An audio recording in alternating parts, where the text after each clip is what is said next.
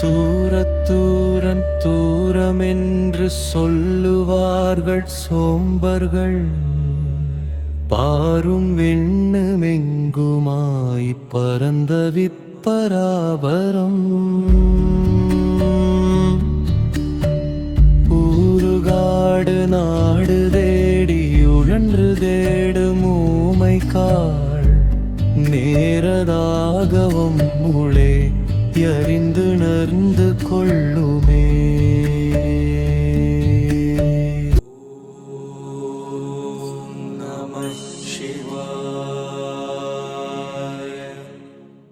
ஓம் நமச்சிவாய. தூரம் தூரம் தூரம் என்று சொல்லுவார்கள் சோம்பர்கள்.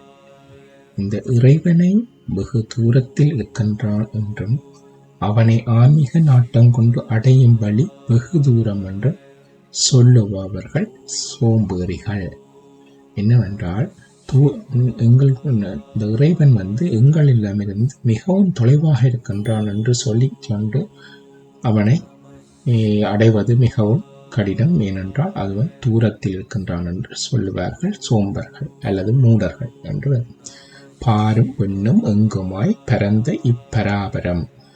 ஆனால் இந்த இறைவனோ எங்கு இருக்கின்றான் என்றால், பாரும் விண்ணும் எங்குமாய், இந்த பூமியிலும் இந்த விண்ணுலகம் அதாவது ஆகாயமும் எங்குமே பறைந்து எல்லா இடங்களிலுமே பறந்து நீர்க்கமர நிறைந்து இருக்கின்றான் இந்த இறைவன். அந்த இறைவனை இந்த சோம்பர்கள் என்ன செய்கிறார்கள் என்றால், ஊரு நாடு காடு தேடி உழன்று தேடும் ஊமைகள்.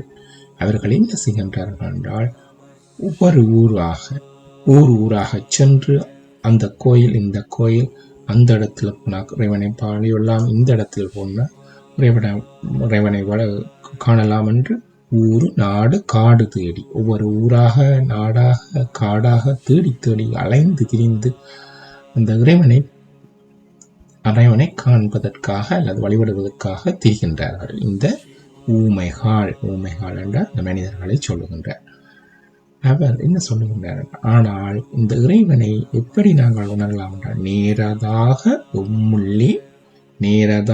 உம்முள்ளே அறிந்து உணர்ந்து கொள்ளுமே. உங்களுக்குள்ளேயே இந்த இறைவன் இருக்கின்றான். அங்கு என்ன சொல்லுகின்றார்? ஊரு நாடு காடு தேடி அலைந்து கொண்டு தெரியாமல் அவ்வீசன் உனக்குள்ளே உள்ளான் என்பதை உணர்ந்து கொள்ளுங்கள். அந்த இறைவன் வேறு எங்கும் இல்லை, வெளியில் உடவுமே இல்லை.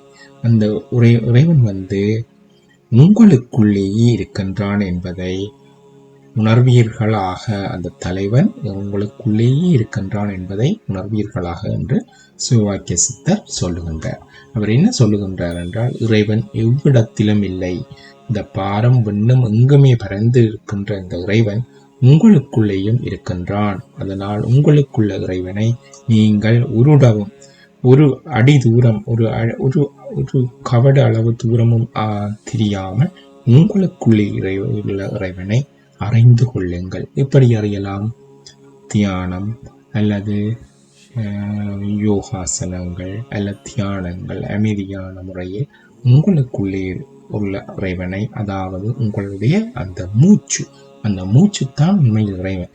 அந்த இறைவனை கண்டுணர்ந்து கொள்ளுங்கள். ஏனென்றால் உங்களுக்குள்ளே இருக்கின்ற அந்த இறைவனை நீங்கள் உணர்ந்து கொண்டு விட்டீர்கள் என்றால் மிகவும் பாக்கியசாலிகள் என்று சிவவாக்கிய சித்தர் சொல்லுகின்றார்.